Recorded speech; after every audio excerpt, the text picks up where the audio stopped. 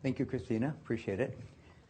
Thanks. It's wonderful to be here and share a topic with my colleagues Patrick and Bruce that I'm very excited about. I think we're all very excited about, which is how to bring these diagnostics forward quicker. Please, as Christina said, please interrupt me, ask questions.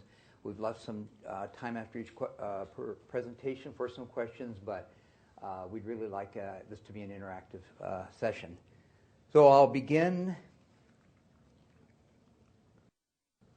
by, I'm going to talk about three areas. First, I'm going to talk about molecular diagnostics in general, then go through a roadmap that's helped me over the years. I probably made every mistake launching a new diagnostic that anyone could ever imagine, so I've learned a lot. I'd like to share that with you. If it helps you at all, that would be great. And then I'll give you a case study in the end on just how it works when it all seems to come together right.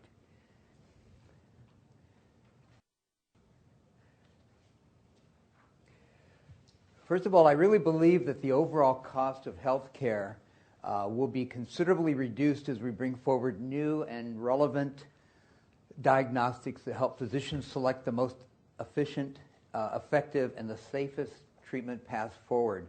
I think we're really looking at, as we bring these molecular diagnostics, and the excitement around the molecular diagnostics is to really impact patient care in a positive way.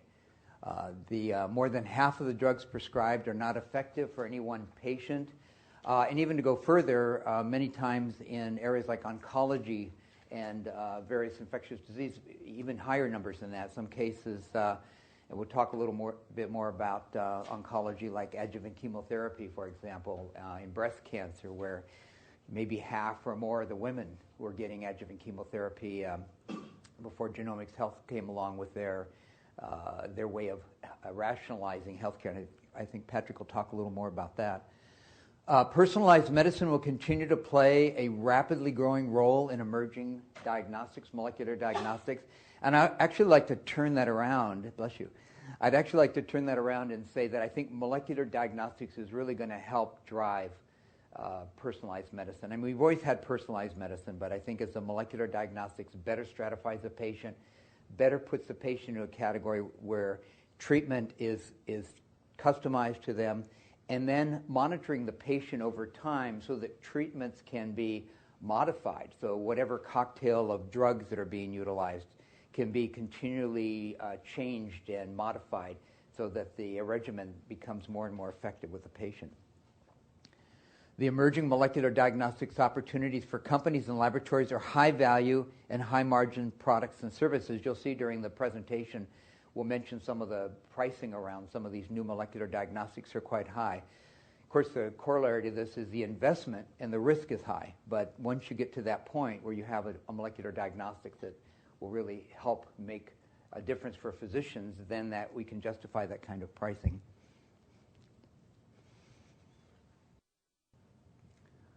I'll give you a definition, the measurement of what we're going to talk about here, which is the measurement, of course, of DNA, of RNA, of proteins and metabolites to facilitate early detection.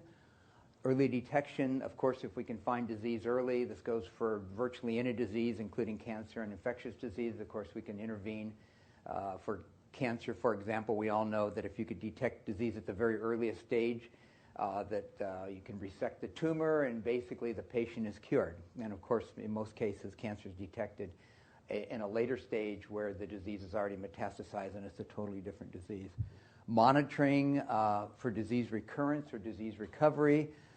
Predisposition to disease. This is a fascinating area that is going to allow us to take our genomics profile one day and really understand the risks that we're at. I think it's very early right now. It's still very much emerging. There's quite a bit of press around it. You'll hear more about it during the presentations, but I think it's just something that is really coming along. So historically, we've always tested a large number of biomarkers and used Occam's razor approach to winnow it down to just a few biomarkers.